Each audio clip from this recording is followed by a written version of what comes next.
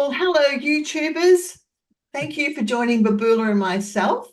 We've got quite a bit to share with you in this episode of Astrology Now that's about the upcoming new moon solar eclipse in Libra, which is a south node eclipse too. Because they Libra, Babula, isn't it? Oh, I'll get my head right together.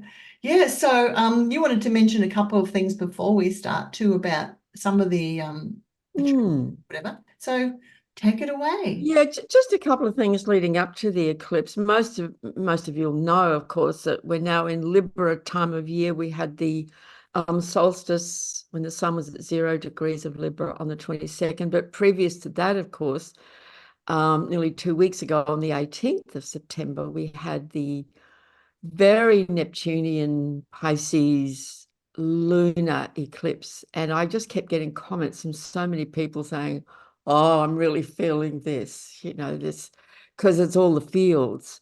And the other thing I wanted to bring in was the water influence in general is quite strong at the moment because Mars is going through Cancer, and we're going to have a lot more to say about that over the coming weeks and months because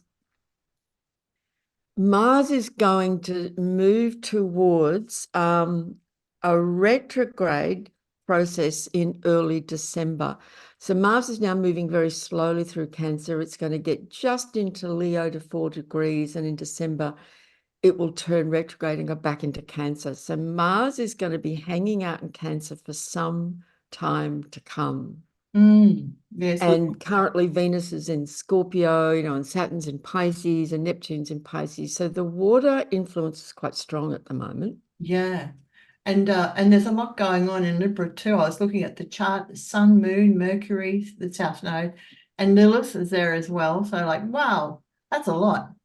It is a lot. So it's a lot to discuss with the eclipse.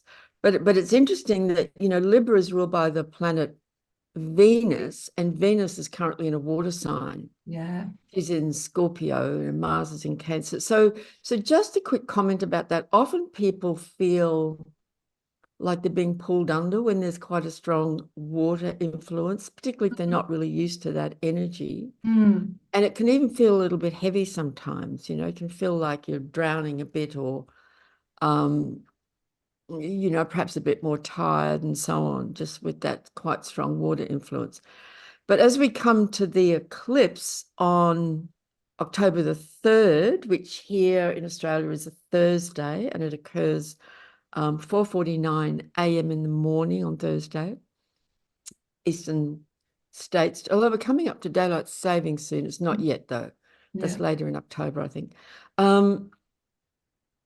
Yes, this very interesting new moon solar eclipse, and it's called an annular eclipse, which means that the moon, as it passes between the sun and the earth, won't be in an exact, it's in a very close alignment, but it's not in a position to completely blot out the sun. There will be a ring, they call it the ring of fire. And so this eclipse will be visible in the south of South America, like right down the bottom of Argentina, Chile, Oh. in that sort of area. And so they will see the ring of fire. And, we'll see the photographs over social media and so on and so on. Mm. So eclipses, as we know, are always really quite powerful. They're potent times. They're catalysts for change. Things come to a head. It can often be a critical moment, a critical point, and not just on the moment of the eclipse, but over this period while we're going through these eclipses, over this period of weeks. They can be experienced in our lives as both really critical, challenging moments that we have to deal with, but they can also bring about some really positive things. Perhaps something's been cooking for a while, and suddenly during the eclipse you find you're suddenly taking action on it and something's moving forward. Mm. Mm. I'm experiencing that, not having any major challenges, but I've just been reflecting on it, that particularly on that last lunar eclipse over those couple of days, my Mm. daughter and I both commented like, wow, a lot's happened in these last few days, hasn't it? And that's Yeah. what we were experiencing. Yeah. Do you think for those people who do find it challenging, because eclipses are, they're about change, basically. Yeah, Stuff happens and change happens. yeah, And it's a bit like they're a bit like Pandora's boxes, really. Like once, they happen, things change, there's no going back to that. This is how it is now, and yes, adapt, yes, adapt. exactly. Yeah. And so the light of the sun is eclipsed by the moon, the light of the moon is eclipsed, so the lights, or the luminaries as they're often called in astrology, the sun and the moon, the light that they emit is momentarily blocked out. Mm, And so that really can indicate um, we're not operating as usual, as something unusual is happening, something's changing, something's different. mm, So this one is extremely interesting. It's a 10 degrees of Libra. If anyone has anything in their chart around 10 degrees of Libra, or the opposite sign of Aries, or the signs square to that, which are Cancer and Capricorn, these are the cardinal signs, this eclipse might be, more significant for you. So it's a 10 degrees of Libra. So that means that the sun and the moon on the new moon are at 10 degrees of Libra. But if I hold this up, there's the sun and the moon at 10 degrees. There's the south node of the moon. So eclipses are always occurring with the sun and the moon in alignment with the south and north node of the moon. So there's the south node, 6 degrees, sun and moon at 10. The black moon Liluth is at 10 degrees. An important asteroid called Astraea is also at 10 degrees. And the planet Mercury is at 11 degrees. There is also, because it's just how I am, I decided to dig into other things that might be around this degree or on this degree. And one of the important new outer bodies discovered from around 2005 onwards, out in what's called the Kuiper Belt, way out there beyond Pluto, its name is Makemake, and it's also at 10 degrees of Libra. mm. There is a real gathering of heavenly bodies at 10 degrees of Libra on There is. this Yeah. solar eclipse. There are also a few other asteroids that I'll just throw in for interest.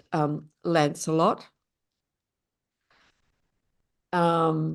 Hestia, who's the I forget which is Greek and which is Roman, but one of the versions of Vesta, the keeper of the sacred flame. Cleopatra is very close to this.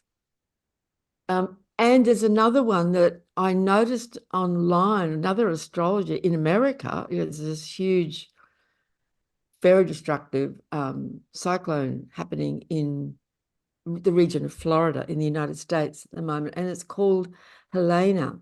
Mm, The asteroid Helena is right here in the mix with the eclipse as well. mm.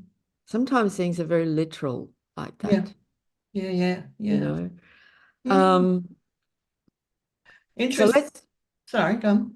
I was just going to say, let's try and break that down a bit. What do all those things mean? Yeah. Let's do it. Well, well, so much Libra energy, right? So it's Yeah, about there's going to be a lot of stuff about relationships, but not just with people, with work, friends, yes, lots of we have relationship with everything, really, don't we? yes, Yeah. it is. It's all about our relationship, me and you, me and the other, Yep. me and what's outside of me that I'm in a relationship with. And the ultimate goal of Libra is to create, harmony Mm, and fairness mm. in human relationships, Yeah. and that's always the sort of ultimate goal in the sign of Libra. It's also a sign, as we know, that's very much to do with justice and the law and injustice. Outside all the law courts, to my knowledge, in the Western world, we will see the statue of the goddess of justice with a blindfold holding the scales. And the blindfold indicates the idea that she's not swayed by appearances. She's listening to both sides of the argument of the story and trying to come to a very clear choice, a middle point, so that justice is done. And we know that we live in a very unjust world, and there's a great deal of corruption in the legal system, et cetera, et cetera. So this can be, during the whole time the sun's going through Libra, but particularly now at this very potent eclipse, we might see some very interesting developments. I think I'm noticing them already in the world around what's going on in law courts, things that are getting exposed, which often happens at times of eclipses as well. Yeah. If I could just jump back a bit to relationship, and not just partners, we have relationship to our possessions, don't we? Yes. In relationship to our finances. But I was going Yes. to tell a quick story about when I got divorced, because I loved my house that I had. It was my dream home. And I actually had a better relationship with the house than I did with my ex-husband. But it was really hard to let it go. It was really hard to let that house go. I had such a strong connection to it, for so many reasons. Yeah. And I'm just thinking about this being a South Node eclipse too. It's like letting go those things of the past that That's you just right. have to let go. It's time to move on. Change has happened, and That's right. and you've got to adjust. That's right. I completely understand what you're saying. I had an experience once many years ago when I was renting a property and I was running an astrology school in it. I loved that building. So as I heard you talking, that's what came up. Like, you loved that house. You I did. loved it. Yeah. And I loved this building that I was renting. I loved it. And circumstances changed. It got sold and I had to leave. I was heartbroken. I just loved it. And it served me very well. But that's it. Things happen, things change. It'd be interesting for me to look back and see if there was an eclipse going on at the time. I can't remember. Yeah, exactly. Or the other thing is we love our cars. Some people can really love their vehicles and Oh, absolutely. don't want to let it go. Mine's 22 years old and it's time to let it go. Yeah, they let you know, don't they, when it's Yeah, time. but Yeah, it's like you have this relationship which is a third party, you know. And so if you've got yourself, there's the vehicle, but then the connection that you have between the two is this third party, and it's yeah, this bond that you create with it. So yes, I think this is an important time.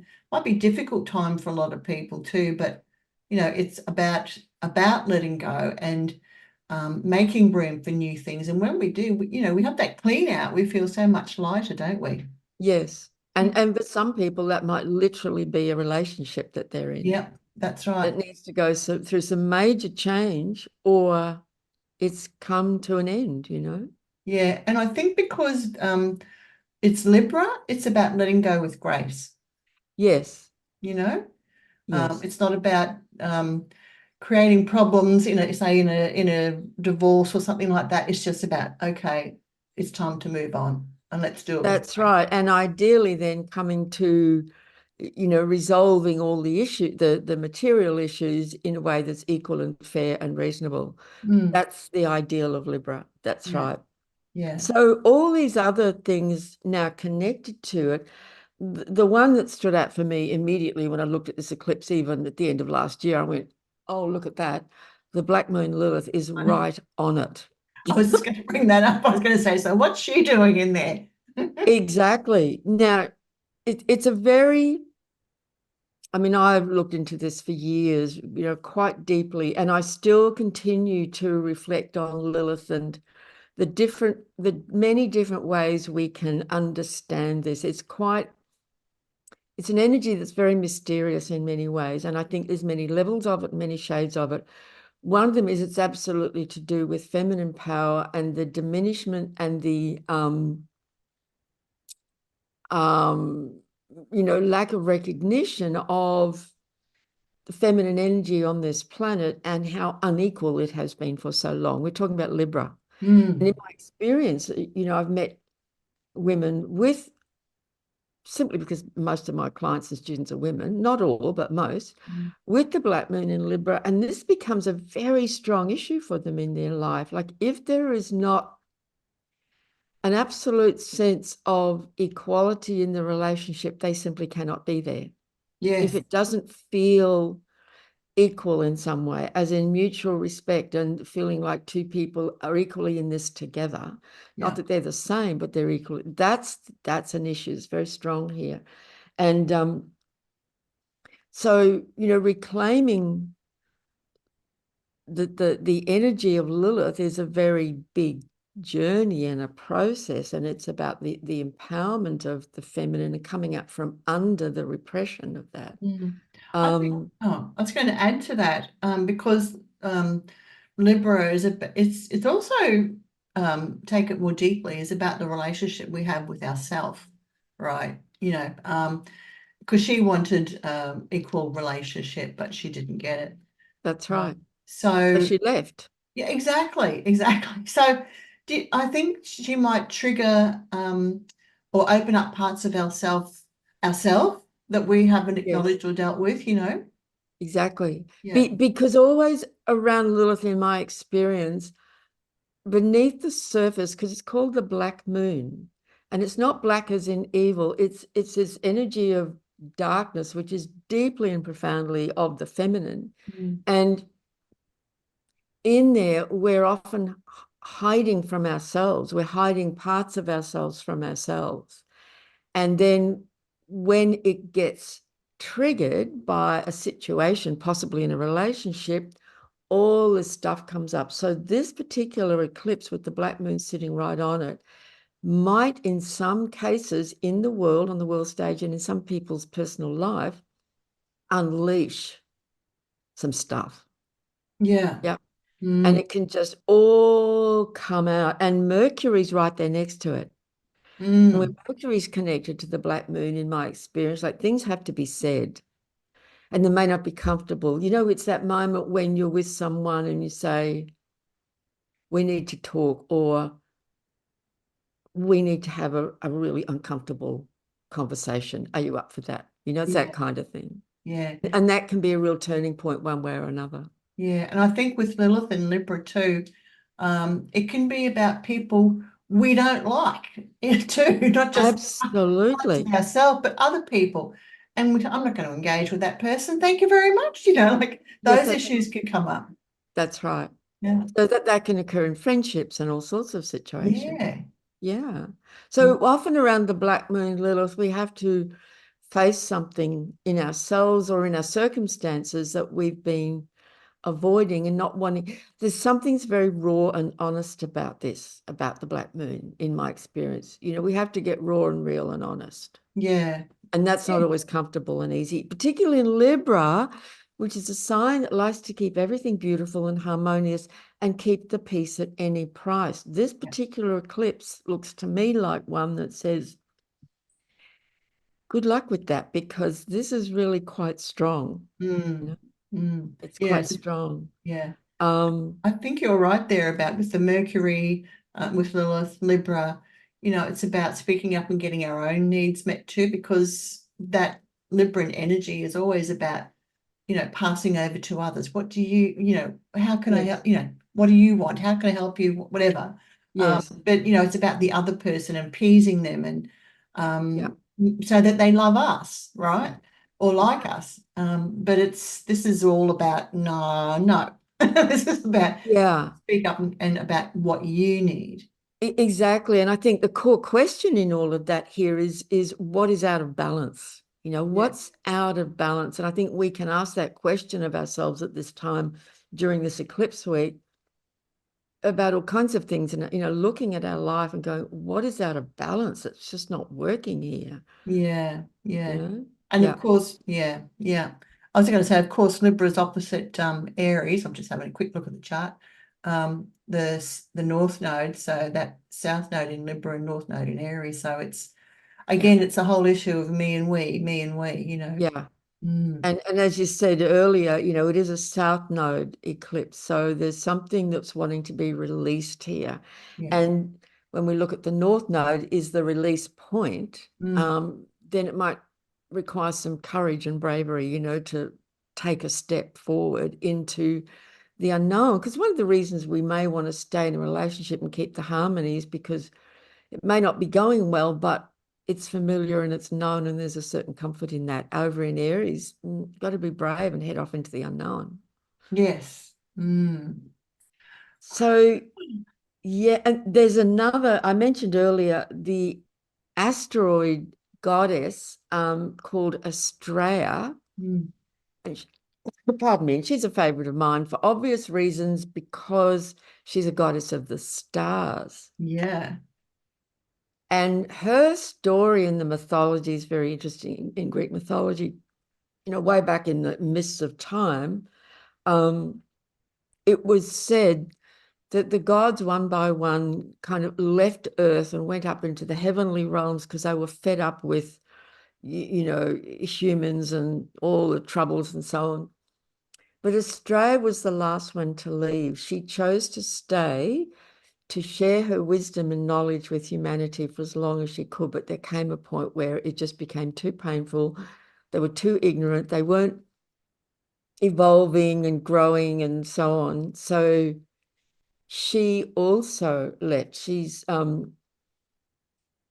But she's said to be a goddess of wisdom. You know, she holds wisdom and knowledge. And of course, years ago, as I delved into this, naturally, I had to look up the charts of lots of astrologers. And, you know, there's Australia, not Australia, Australia, very prominent in the charts of many astrologers. There's this connection. So that makes me think on this eclipse, astrology can help us to navigate through this, but it can also be, what wisdom are we drawing on? What is our true wisdom and knowledge that's coming from a higher level somewhere, like from the soul, from our connection to spirit? You know, we can get very caught up in all the human drama of life.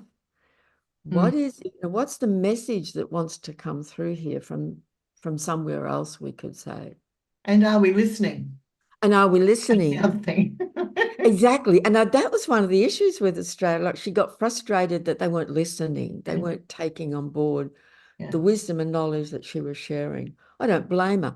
Yeah. It is said that when she left, she took the golden age, that was sort of closed the golden age of way back then. Mm. And that when she returns to Earth, and I just got one of those little goosebump moments, and something just dropped in there. When she returns to Earth, that will be the beginning of the next golden age, which is what's going on the planet now. Yeah.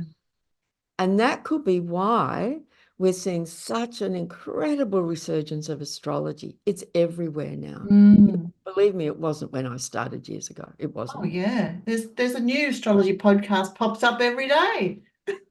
It's wonderful. And so many young people are studying and learning astrology and becoming astrologers. So, not that astrology is the only thing that birthing the new golden age is about, but it's one of the things, absolutely, that's relevant to this. So I find this very interesting. Yeah, I think it provides a map. You know, like you say, Yeah, the map is not the territory, but it is a map, you know, it and is a it map. gives you some sort of um, not full understanding, but it gives you structure, Yeah. I think. Yeah. And a lot of insight. And, you know, I continue to have aha moments, Yeah. working with astrology. Mhm. Just recently, I started researching something for a talk I'm giving at the conference. And one thing led to another. And I was getting so excited because I'd made this discovery about, oh my God, and there it is, and there it is, and there it is. Yeah. So yeah, it'll be interesting to see how the Australia part of this eclipse story plays out. Mm. And so that's at 10 degrees. Like, these are right on the eclipse point. Yeah. It's Wow. very unusual. Mm. The other one I mentioned earlier is something called Make, M-A-K-E, M-A-K-E. Yeah. And it is named after a creation god from Rapa Nui, which we call the Easter Islands. It was originally, by the indigenous Polynesian inhabitants called Rapa Nui. And this creator god was said to have been birthed out of the oceans, and it's a he, and he created humankind. He kind of created the people. So there appears to be no woman or wife or mother involved in this, but not Rapan, Make is about creation and fertility. Interesting. Yeah. You know, So, and that's a 10 as well. yeah. I wish I could read my own notes because I was listening to someone, an astrologer yesterday, who also talked about Make. But I can't, I know Ceres is involved and Salacia is involved, but I can't remember whether it was an opposition or a trine or I just didn't write that down. I can't recall where Salacia is, but I know Ceres is absolutely involved in this story. So Yeah. she's a major asteroid like Australia, and she's at 11 degrees of Capricorn, which is an almost exact square Mm.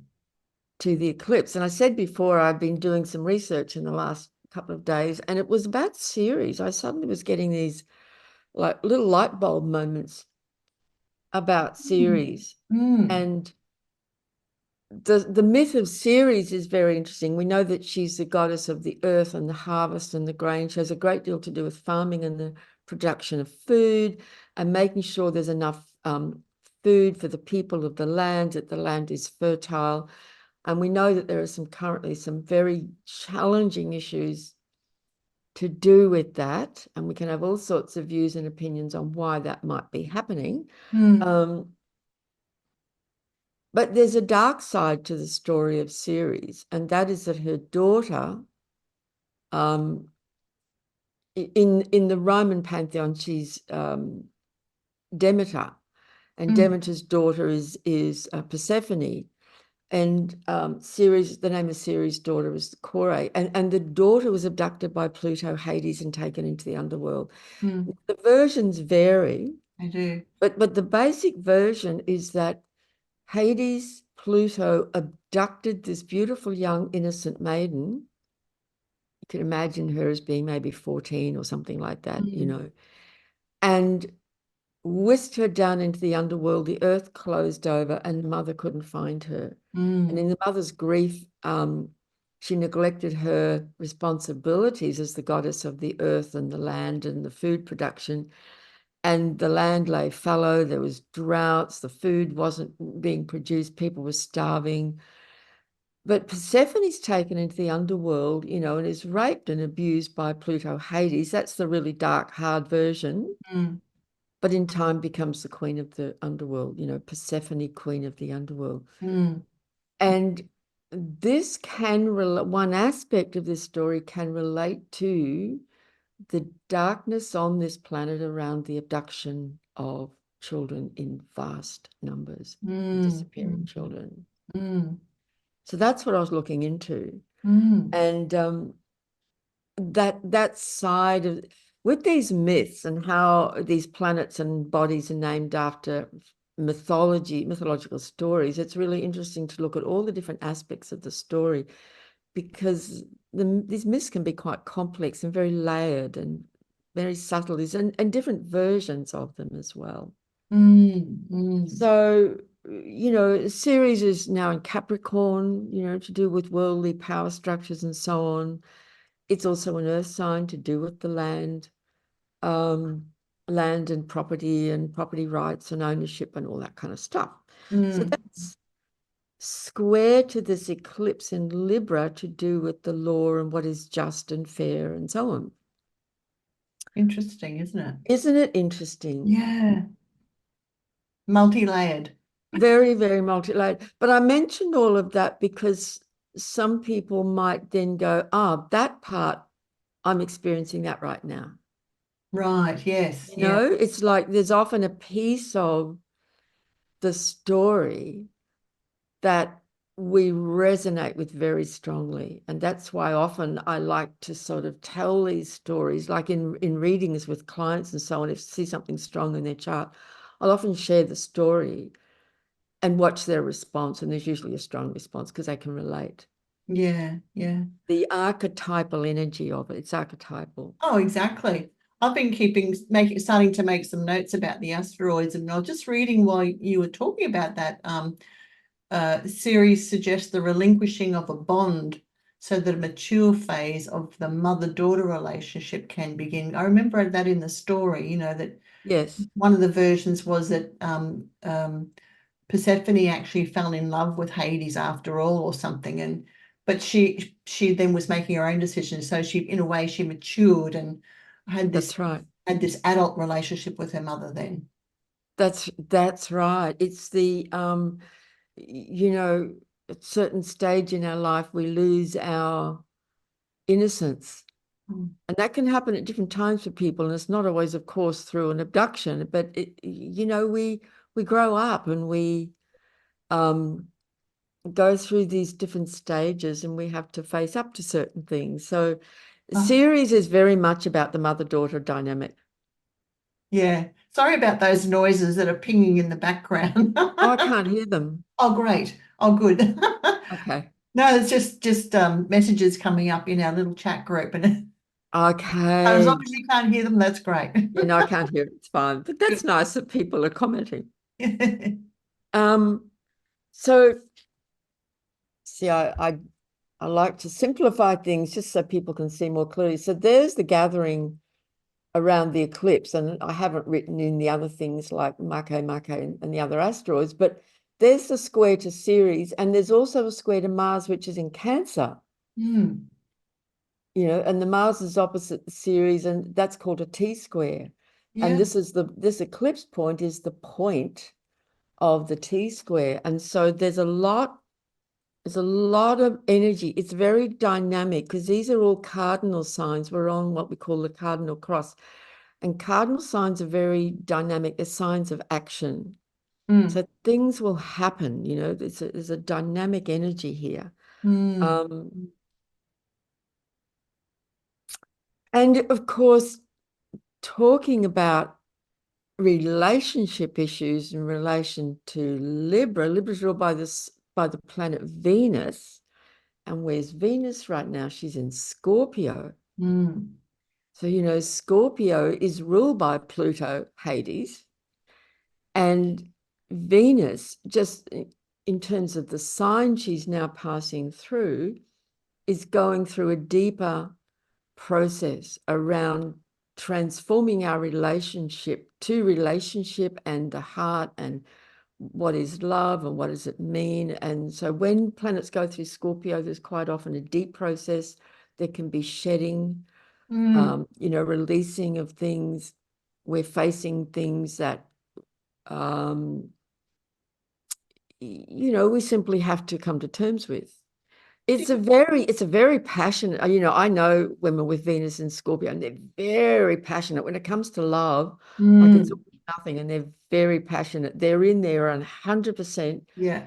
And then if it comes to an end, they're out 100%, it's Yeah. Well, the shadow side of that is some obsession, isn't it? People yes, it can be become very. obsessed with others. But I was going to ask you, do you think Venus in Scorpio creates this reluctance to trust other people?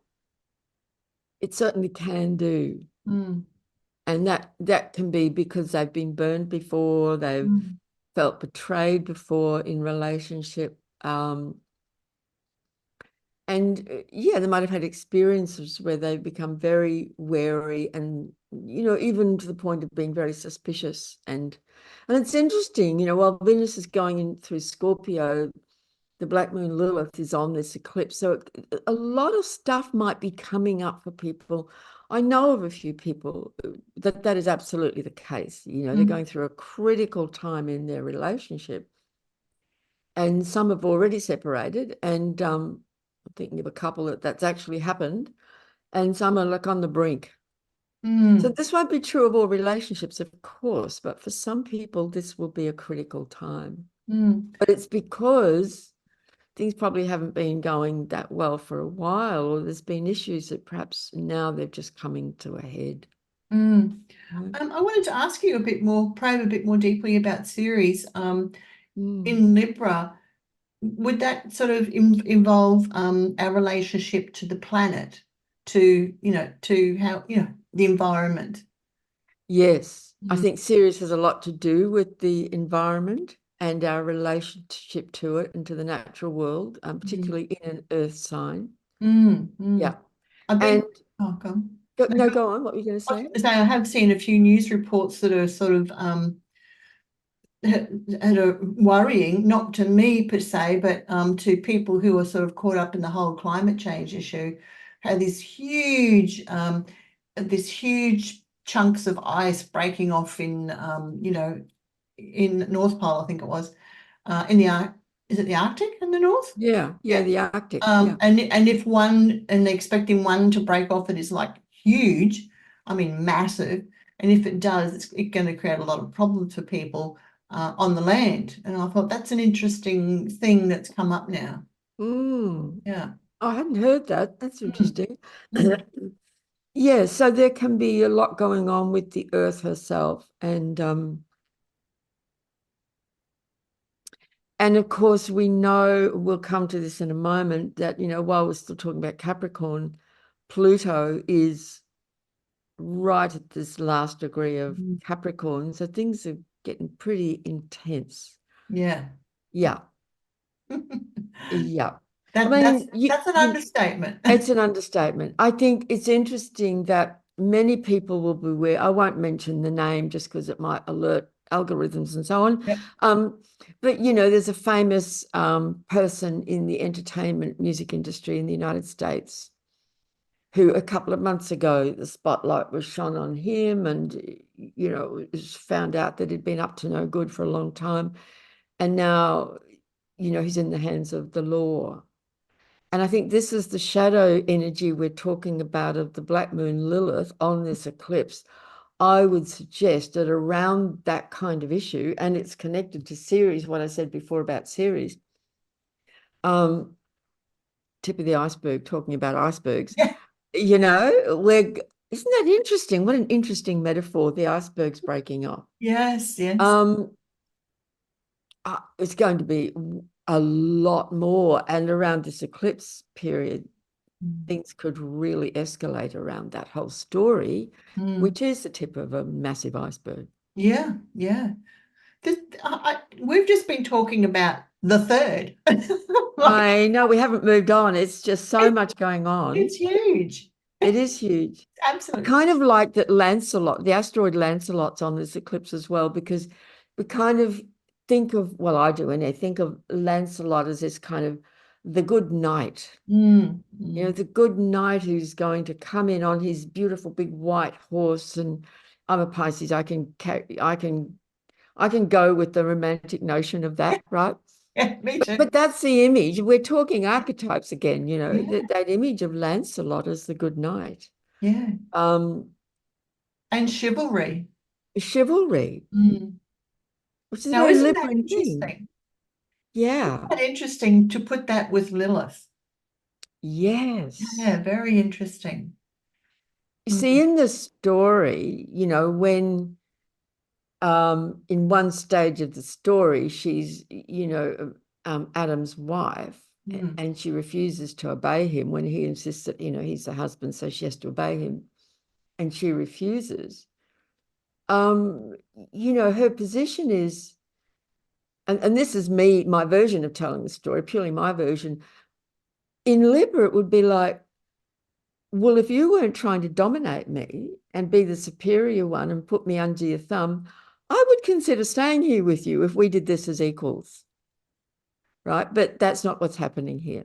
Yes. Yeah, yeah. Interesting. So, big themes around injustice. All But right, maybe we hang should on, move on. I want to hear the rest of the story because then Lancelot comes along Yeah, that's- in his chivalrous way and says, "The lady of the whatever," Yes, like almost like a not a rescuer, but someone there, someone to uphold her. yes. Yes. Isn't The it? true principles of Libra. Yes, exactly. And when you said the word lady, I immediately went to the Lady of the Lake, which is all part of the Lancelot Yeah. legend and the Camelot story, which then took me, this is how my strange mind works, which then took me to Mars in Cancer. I always see Cancer as being, it's those bodies of water, Mm, and Mars is the warrior's sword. And as you said that, I suddenly saw the sword rising up out of the lake, yes. right? Yeah. Very interesting. Mm. Yes, to Mm. see how these kind of stories do actually play out Yes, so many ways. All right. Shall weaving we the move on? threads. What's that? We're weaving the threads. It is, isn't it? It's just weaving. Where are my notes on what's happening next? Okay. Then on October the 9th, Jupiter is in the sign of Gemini, the sign of the storyteller. Mm. Geminis are great storytellers. Jupiter turns retrograde. So Yes. Jupiter moved into Gemini back in May, if my memory serves me correctly. It's been moving nice and steadily through the sign of Gemini, is at 21 degrees, and on the 9th will turn retrograde. It won't exit Gemini, it stays in Gemini for some months, and then will turn direct. So when Jupiter's retrograde, that's just a period to be maybe doing some fact checking, which Yeah. is a word that's come into our lexion these days, hasn't Yeah. Well, and it? this is about beliefs versus facts, isn't it? That's right. To really review our information, to be great time to be doing research. There's a lot of energy there for that, for going back into information, digging around, researching, gathering information. And so when Jupiter moves forward again, we have more knowledge to sort of Yeah. carry forward. Yeah, and I think maybe it's when it's retrograde in Gemini, it's about, oh, okay, I didn't see that and I didn't see that. Now I'm seeing that. All right, now here's the big picture. Yeah, I'm filling in the jigsaw now. There's more of it. And actually that's changing my beliefs about what I thought before. That brings in all those issues. exactly. Yeah, And we're all going through that, aren't we? yeah, If we yeah. listen to different conversations and people and pundits and so on, that's what I like to do. I like to draw on information from different sources and then kind of process it in my own thinking and understanding. And still, there are some issues that I have come to no conclusion about yet. Mm, you mm, know, it's a wait and see kind of thing. yeah, That's the beauty of Jupiter and Gemini. We need to keep our minds really open open. Yeah, to all exactly. possibilities. Yeah. Um, then on the 12th, our friend Pluto, who's already come into the story when we're talking about series, and this is important, will be stationary, turning direct at 29.5 degrees of Capricorn. Mm, And from that point on October the 12th, he will make his way through that last half a degree of Capricorn for the final time. mm, It's been in this sign since 2008. yes. It's been heavy, it's been intense, it's been really a big story. Mm, So he's at the last little piece. And when he turns direct, I think things are going to get even more intense. It's one of those kind of buckle up moments. They're throwing everything they've got at us. yeah, yeah, It's going to be no holds barred. yeah. That's how I see it. I think So, yeah, sorry, go on. I think it's a reasonably wise thing to do, to take some simple practical precautions and so on. I'm not trying to scaremonger here. This is the world we currently live in. This is how things Mm, are. mm. I think that that's going to be a point where transformations start to pick up again. Yes. And I also looked up the moon is in Aquarius that day too. I thought, oh, that's really nice. I like that. Yes. Yes, that's right. And I think there's something like that happens when he moves into Aquarius on the 20th of November. Mhm. So on the 12th of October, turns direct. About 5 weeks later, he will exit Capricorn. So it's going to be five. And of course, this is all leading up to the US election. Yeah. So anything can happen between now and then Yes. with Yeah. this Pluto at the anaretic degree of Capricorn for the last time. Yeah.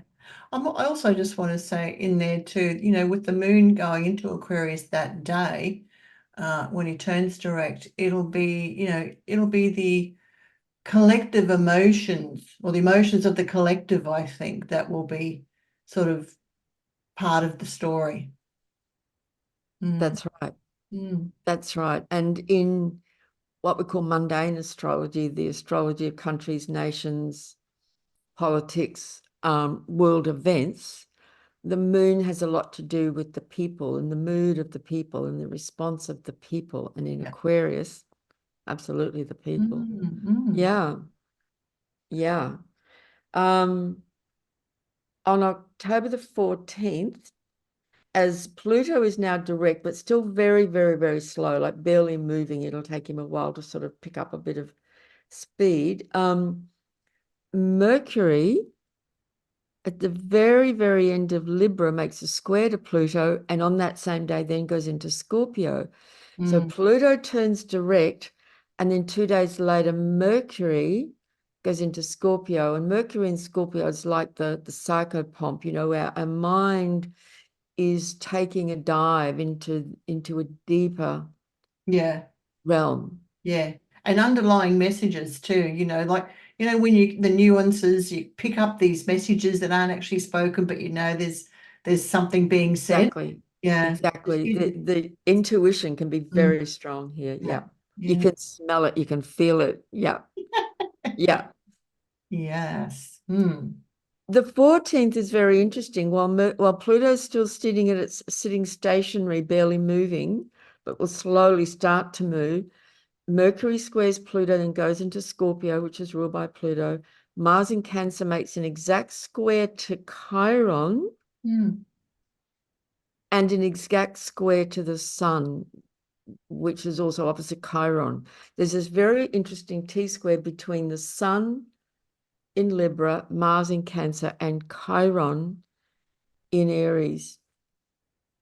Mm. And, you know, there's heaps, we could talk for hours about what Chiron in Aries represents. It's been in Aries for a few years now. Mm. But I came across an interesting article yesterday by someone I like to read, a very intelligent, very reflective person who thinks about things deeply, and a comment about what can happen to people who do acts of violence, whether that's in a war or in the street or in their own families. And it often leads to them to a very dark place, which can turn into alcoholism, suicide, all sorts of things, because they've taken a step to do something very harmful and Mm. destructive. Mm.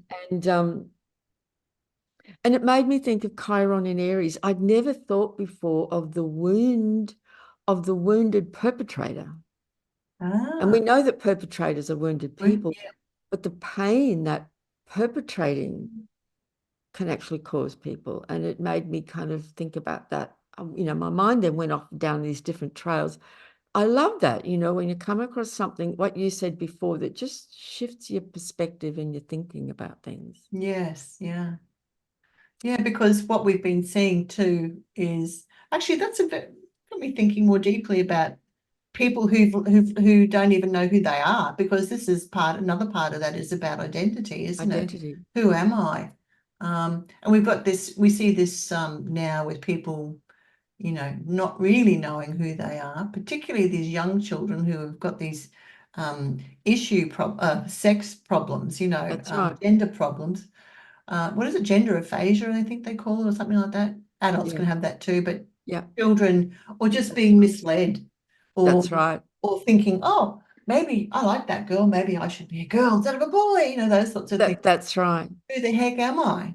That's right. And And where a did lot of that is being manipulated, absolutely. And I know there are very genuine cases, but there's a lot of manipulation going on around that. And that is a Libran issue. Libra has a lot to do with gender. yeah, And I know I'm a woman, but of yeah, course there's masculine energy in me. And, you know, in men have feminine energy. It's all a matter of the balance of those energies and the degree to which they express themselves and so on. But this is Libra. Libra is about that balance or imbalance of yin yang. You know, the yin Yeah. yang symbol is a perfect alternative symbol for the sign of Libra. So that's another issue that we're going to, I think, see coming to the fore around this eclipse as well. Yeah. And I wonder where that wound in those young children, where that even comes from. You know, like when I was a kid, I knew I was a girl. You know, Heck yes, I didn't like boys, right? absolutely. It was very Up clear. up to a certain age.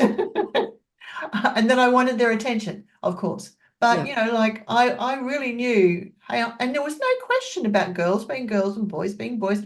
Mind you, I have to say there would have been some hidden issues for some of people. course. That, That's right. um, but it was very clear. And now it's not just about that being allowed to be out in the open, but it's also the problem. The wound is about the influencing. You know, Is there the being influencing. kids who Exactly. aren't really like that are being influenced by that. It's very manipulative. Yeah, And I think one of the issues related to that, one of the reasons it's happening apart from the manipulation is all the chemicals and plastics in water and food are creating a great disturbance yeah, in the endocrine system and hormones. And this yeah, has been going on for some time.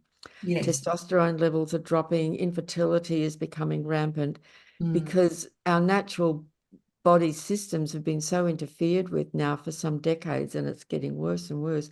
I think that it's actually affecting hormonal balances, and there is evidence that that is the case. I agree with that fully. You know, the hormones that have been injected into chicken, for example, is one big one too. And that's why Absolutely. it interferes with all of that. And I think that's why it's so important to That's have right. organic if you can. Absolutely. And hopefully that's true. That's right. You just got to minimize it as much as you possibly can. That's right. Mm, mm, So yes, lots of issues around all of this. mm, Um, and that then leads us to the full moon on October the 17th. And that's going to be a doozy of a full moon. mm. It's a lunar full moon, isn't At it? Mm. Yeah, it'll be at 24 degrees of Aries. So the moon will be at 24 of Aries opposite the sun at 24 of Libra. But the full moon will be conjunct Eris, who's one of these outer bodies in the Kuiper belt, and conjunct Chiron. And Eris is a big, powerful story. Square Mars, which rules Aries, and square Pluto. Oh So gosh. it's a ripper. And this again is just before the US Yeah, election, which will yeah. be in early November. Are there any more eclipses this year? Is it? No, Oh, this oh, is the that's it. last eclipse. Oh, okay, right. Yeah. So this is sort of like the end of a story too, isn't it? Yeah. Yeah, right. Mm. So, yeah, yeah, That's that's a lot. it's a big one. So we'll have lots to talk about next time. Yes, let's do that. Because I know that there's another big story there. But anyway. Yeah. Wow. Well, that's a lot to cogitate on. I'm going to go Mm. away and think about it more because you know, in the pondering, I was saying this to Barry yesterday, thank you, Barry, who does our editing for us. I said it when we ponder on something, that's when we find insights. If we don't Yes. ponder on anything, like you know, we're talking about Jupiter and Gemini, it just loves to run around bits and pieces of information all over the place. But it does tend to not slow down enough to actually let that information sink down into them and have some sort of effect on them, you know, and so the wisdom can come out. Um, so all of this information that you've just been talking about, it's like when we go away and ponder on it, the bigger picture starts to emerge, doesn't it? It does. Yeah. Yeah, I love that. I love that. I often have pondering moments when I'm at the kitchen sink doing the dishes or, you know, something like hanging out washing, or it can happen when I'm at my desk looking, playing with charts and so on as Mm, well. mm, But yeah, just quiet. Well, you go for a walk is a great time. Go for a walk and get outside. The mm. space to let these thoughts just Work its way process and through. move through. Through. Yeah. Yeah, yeah. And things drop in. Yeah. Because if you don't have that quiet time, you miss stuff, you Yeah. know? things can work themselves out, but Yeah, sometimes we just got to give it time. yeah, Everyone's in such a rush these days, aren't they? yeah, for sure, for sure. Well, thank you, Babula, once again. Thank you for sharing. Pleasure as always. Yeah, what a pleasure to hear all that information. And I'm going to go away and ponder now. Lovely. Nice cup of tea and a ponder. Yes, I'm going to make myself a chai. So thank you everyone for tuning in. We do appreciate your comments that you leave and that you like our episodes. And if you want to continue doing that, we would love it. Yeah, we will see you next time for the next lunar cycle in another 2 weeks. So bye for now. Bye, everyone. Bye.